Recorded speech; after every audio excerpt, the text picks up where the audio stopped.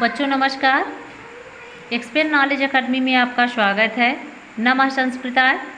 प्रथमा पाठा में बच्चों हमने पढ़ा था इससे पहले प्रथमा विभक्ति, कर्ता, कारक और संबोधन के बारे में। कुछ छोटी छोटी सामान्य जानकारियां हैं जो इस नोट्स के माध्यम से मैं आप तक पहुंचाना चाहती हूं, जो आपके कक्षा 8 मतलब 6 से लेकर 10 तक बहुत उपयोगी हैं, है ना। और ये आपको हमेशा हेल्पफुल रहेंगी आपके लिए, ठीक है ना। तो देखिए कुछ छोटी सामान्य जानकारियाँ आप लोग नोट कर लें। जैसे हमने भी कुछ बच्चों को पढ़ाया है तो उसमें जब ये पूछा जाता है कारक कितने होते हैं, विभक्तियाँ कितनी होती हैं, है ना, वचन कितने होते हैं, तो ये कॉमन चीज़ें हैं लेकिन बच्चे इसको ढंग से नहीं बता पाते हैं, ठीक है ना। कोई कहेगा कारक 8 होते हैं, कोई 9, कोई 11, है ना। तो किसी प्रकार का कन्फ्यूजन ना हो, और इसलिए हमने ये नोट्स बनाया है। तो आप सभी जो है इसे अच्छे से ध्यान से देख लें और बल्कि इस नोट्स को बना लें और फिर पढ़ें। तो जब आप संस्कृत पढ़ेंगे तो आपको थोड़ा पढ़ने में मदद मिलेगी, ठीक है। चलिए, संस्कृत में विभक्तियाँ कितनी होती हैं बच्चों? तो संस्कृत में 7 विभक्तियाँ होती हैं। कौन कौन सी? प्रथमा, द्वितीया, तृतीया, चतुर्थी, पंचमी, षष्ठी और ये सप्तमी। तो ये संस्कृत में विभक्तियों की संख्या कितनी होती है? 7 होती है, ठीक है। फिर संस्कृत में वचन कितने होते हैं बच्चों? तो संस्कृत में 3 वचन होते हैं। कौन कौन से होते हैं? एक वचनम, द्विवचनम और बहुवचनम। एक वचन में हमने बच्चों इससे पहले वीडियो में बताया था, किसी एक व्यक्ति, कोई भी एक व्यक्ति हो, वस्तु, स्थान, उसमें एक वचन का प्रयोग किया जाता है। द्विवचन में 2 का बोध होता है और बहुवचन में 2 से अधिक जितने सारे हैं, है ना, वो सब किस में चले जाएंगे? बहुवचन में चले जाएंगे। फिर देखिए संस्कृत में जो है कारक की संख्या 6 होती है। अब यहाँ पे देखिए बच्चों, हिंदी में जो है 2 ही वचन होते हैं, इंग्लिश में 2 ही वचन होते हैं, एक वचन बहुवचन, लेकिन संस्कृत में 3 वचन होते हैं, एक वचन, द्विवचन और बहुवचन। संस्कृत में कारक की संख्या 6 होती है, जबकि हिंदी में कारक की संख्या कितनी होती है? हिंदी में कारकों की संख्या बच्चों 8 होती है, ठीक है ना। तो हमें तो अब 3 चीज़ें हमें अच्छे से पता हो गई हैं कि विभक्तियाँ कितनी होती हैं, है ना। तो विभक्तियाँ 7 होती हैं। वचन कितने होते हैं? तो वचन जो है 3 होते हैं। कारक कितने होते हैं? तो कारक कौन कौन से होते हैं बच्चों? इसके लिए भी हमने एक चार्ट बनाया है, इसे आप देखें। हाँ, ये देखिए हमने 6 कारक, यहाँ पे देखिए आपको 7 कारक दिख रहे होंगे, है ना, लेकिन मुख्य रूप से कारक कौन कौन से होते? 6 ही होते हैं। कर्ता, कर्म, करणम, संप्रदानम, अपादानम और अधिकरण, ठीक है ना। ये हमारे क्या है बच्चों? कारक हैं, ठीक। अब कर्ता कारक में किस विभक्ति का प्रयोग होता है? तो प्रथमा विभक्ति का, कर्म में द्वितीया का, करणम में तृतीया, संप्रदान में चतुर्थी विभक्ति का, अपादान में पंचमी और अधिकरण में सप्तमी विभक्ति का प्रयोग किया जाता है, ठीक है। अलग ये जो जितने सारे कारक हैं बच्चों, तो इनका चिन्ह भी जो है तो अलग अलग होता है ना। जब हम वाक्य बनाते हैं, वाक्य निर्माण करते हैं, तो जब विभक्तियों का प्रयोग होता है ना, तो विभक्तियों के आधार पर ही ये सारे चिन्ह रखे गए हैं, ठीक है। तो यदि हमें इन चिन्हों की जानकारी नहीं होगी तो हम कोई भी वाक्य जब बनाएंगे, है ना, तो हम जब वाक्य बनाएंगे तो वाक्य हमारा अशुद्ध हो जाएगा। इसीलिए हमें चिन्ह को भी जानना जरूरी है। ये हमारे लिए हिंदी और संस्कृत दोनों के लिए ये चिन्ह हेल्पफुल है, ठीक है। तो कर्ता में किस चिन्ह का प्रयोग किया जाता है? ने। कर्म में को, करणम, से का प्रयोग भी किया जाता है, द्वारा। संप्रदान में के लिए, अपादान में से। जब से का प्रयोग कब किया जाता है? जब कोई चीज़ कही, जैसे बालक विद्यालय से कहाँ जा रहा है? घर जा रहा है ना। या युवक भवन से बाहर निकल रहा है ना, या युवक घोड़े से गिरता है, पेड़ से पत्ते गिरते हैं। तो इस तरह से अलग होने की दशा में जो है तो अपादान का प्रयोग किया जाता है ना, जिसमें कौन सी विभक्ति होती है? पंचमी। और ये सप्तमी अधिकरण है ना, जहाँ आधार बताया जा रहा हो। कारक के बारे में बच्चों हम विस्तार से पढ़ेंगे, ठीक है ना। अभी आप फिलहाल ये छोटी छोटी जानकारियों को कलेक्ट करिए। तो अधिकरण में सप्तमी विभक्ति का प्रयोग होता है, जिसका चिन्ह होता है में, पर। अब आप सोच रहे होंगे कि यहाँ संबंध, अब यहाँ देखिए हिंदी में क्या होता है, हिंदी में संबंध भी हो जाता है, संबोधन भी हो जाता है ना। तो कुल मिला के 8 कारक हो जाते हैं, लेकिन संस्कृत में संबंध को कारक की श्रेणी में नहीं रखा गया है। क्यों? क्योंकि देखिए कारक में क्या होता है, क्रिया होती है, कर्ता और क्रिया होती है, लेकिन जो यहाँ पे ये आपका षष्ठी विभक्ति के रूप में जो संबंध दिखा रहा है ना, तो इसमें क्रिया नहीं होती, इसमें खाली क्या बताया जाता है, संबंध बताया जाता है। जैसे मैं राम का दास हूँ, यह मेरी पुस्तक है ना, सुरेश मेरा भाई है, तो इसमें क्या है, क्रिया कहाँ हो रही, क्रिया तो नहीं हो रही है ना। तो यहाँ क्या हो रहा है, यहाँ सीधे सीधे संबंध बताए जा रहे हैं। इसीलिए बच्चों संबंध को कारक की श्रेणी में नहीं रखा गया है, ठीक है ना। चिन्ह के आधार पर खाली विभक्तियों का इसमें क्या किया जाता है, प्रयोग किया जाता है। तो बच्चों ये थी छोटी सी जानकारी कारक के रूप में। अगला है हमारा बच्चों क्या है, देखिए लिंग। लिंग के बारे में भी जान लेते हैं कि लिंग कितने होते हैं। तो बच्चों लिंग 3 होते हैं। संस्कृत में लिंग कितने होते हैं, 3 होते हैं, पुल्लिंगम, स्त्रीलिंगम और नपुंसक लिंगम।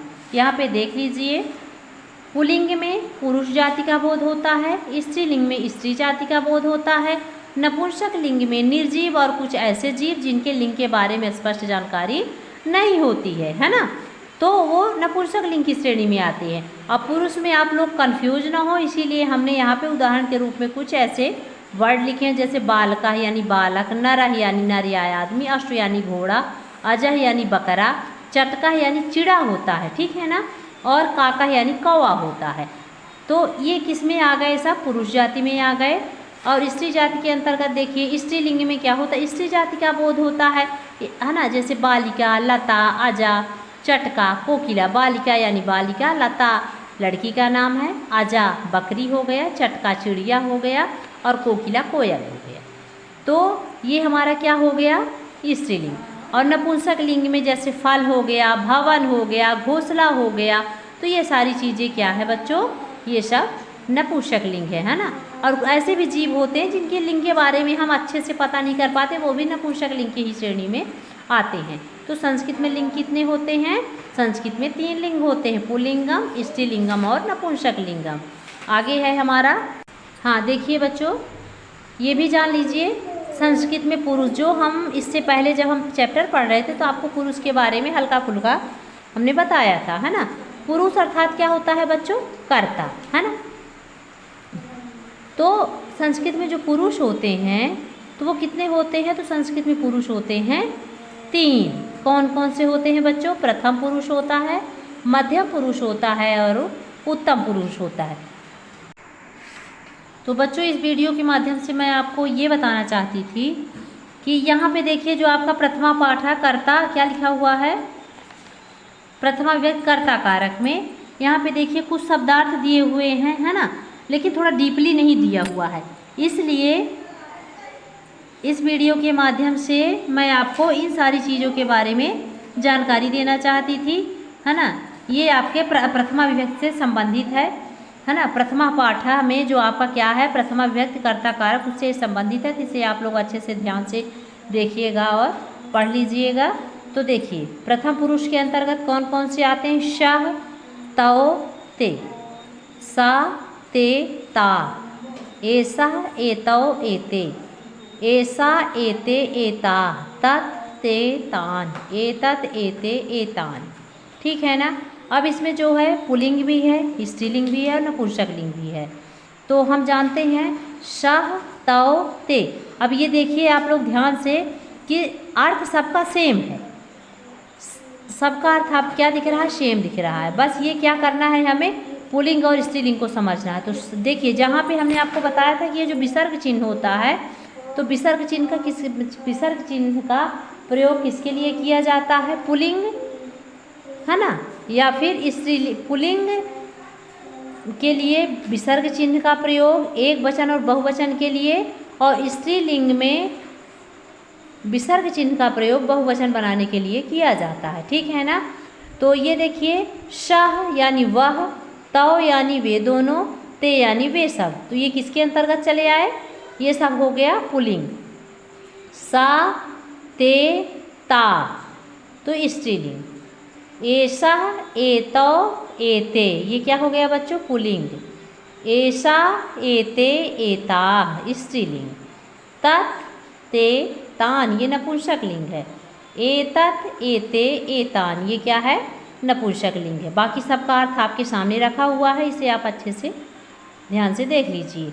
अब जैसे रामः बालकः, सीता बालिका, ये सब किस में आते हैं बच्चों? प्रथम पुरुष में। उसी तरह से देखिए वचन अनुसार हमने इनको परिवर्तित भी कर दिया। जैसे रामा है तो द्विवचन में जाएगा तो रामो, और बहुवचन में रामा, है ना। ये शब्द रूप है, इसलिए थोड़ा सा ये अलग है ना। बालकः बालको बालका, सीता सीते सीता, बालिका बालिके बालिका। तो ये चूंकि ये शब्द रूप है ना, और ये क्या है? सर्वनाम है, ठीक है ना। सर्वनाम ये कर्ता के रूप में कर्ता के रूप में ये शब्द रूप है, और ये सर्वनाम युक्त है, इसीलिए थोड़ा सा इन दोनों में परिवर्तन है, बाकी सब ठीक है। ठीक है, तो आपके समझने के लिए हमने ये चार्ट बनाया था कि आप लोग समझिए। अब ये समझिए, पुरुष, ये मत सोचना आप लोग कि पुरुष में खाली पुरुष जाति आता है, नहीं। पुरुष का अर्थ होता है कर्ता। कर्ता क्या है? जिसके द्वारा कार्य को संपन्न किया जाता है।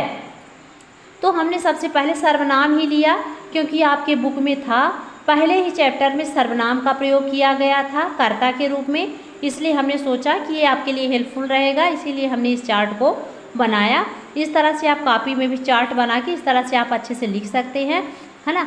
बहुत सारी चीज़ें आपके बुक में दी हैं, जो बुक में नहीं दी हैं तो वो हमने यहाँ पे लिखा दिया है, जिसे आप अच्छे से पढ़ लीजिएगा। अगला है बच्चों, बस मध्यम पुरुष है और उत्तम पुरुष है, इसे भी हम थोड़ा बता देते हैं, है ना। मध्यम पुरुष में त्वम, युवाम, यूयम, वचन अनुसार ये सब परिवर्तित हुए हैं। तो इसमें देखिए बच्चों, प्रथम पुरुष में तो पुल्लिंग भी है, स्त्रीलिंग भी है, नपुंसक लिंग भी है, ठीक। लेकिन मध्यम पुरुष में जो है कॉमन है, पुल्लिंग स्त्रीलिंग सब सेम होते हैं, है ना। पुल्लिंग होगा तो भी त्वम का प्रयोग होगा, स्त्रीलिंग होगा तो भी। हाँ, एक चीज़ है कि इन दोनों में नपुंसक लिंग का प्रयोग नहीं किया जाता है। और प्रथम पुरुष में जो है तो पुल्लिंग, स्त्रीलिंग और नपुंसक लिंग सारे सर्वनाम युक्त शब्द आते हैं, लेकिन मध्यम पुरुष और उत्तम पुरुष में नहीं आते हैं।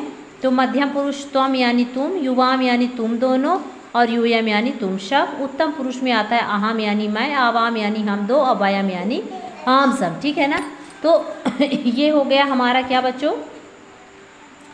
पुरुष अर्थात कर्ता। अब थोड़ा सा हम देख लेते हैं कुछ धातु के रूप में, है ना, शब्द हैं। जैसे अस्ति, अस्तः, शंति, ये भी तीनों वचनानुसार है, एक वचन, द्विवचन और बहुवचन में थे। अस्ति यानी है, ठीक है ना। अस्तः यानी क्या होता है, दो के लिए प्रयोग किया जाता है ना अस्तः का, और शंति का प्रयोग बहुवचन के लिए किया जाता है। और लेकिन है सबका अर्थ क्या है? के रूप में होता है। जैसे वह पुस्तक है तो तत्पुस्तकम अस्ति, वे दोनों पुस्तकें हैं तो ते पुस्तकम स्तः, वे सभी पुस्तकें हैं ते पुस्तकान सन्ति। तो बच्चों हमने ये कॉमन थे बच्चों, छोटी छोटी जानकारियाँ थी जो हमने आपको बता दिया है। नेक्स्ट वीडियो में हम आपके बुक का ही एक्सरसाइज कंप्लीट करेंगे। जैसे यहाँ पे दिया हुआ है, बहुत सारी चीज़ें हैं, है ना। एक्सरसाइज में, है ना, चित्रांश दृष्ट्वा नामान लिखा थे, और बहुत सारे क्वेश्चन हैं जिसको हम नेक्स्ट वीडियो में सॉल्व करेंगे, ठीक है। तो बच्चों हमारा वीडियो आपको कैसा लगा, आप हमें जो है तो कमेंट के द्वारा ज़रूर बताएं। कितना हेल्पफुल रहा, हमें वीडियो बनाना चाहिए आगे इस टाइप से कि नहीं, आप हमें ज़रूर बताएं। तब तक के लिए धन्यवाद।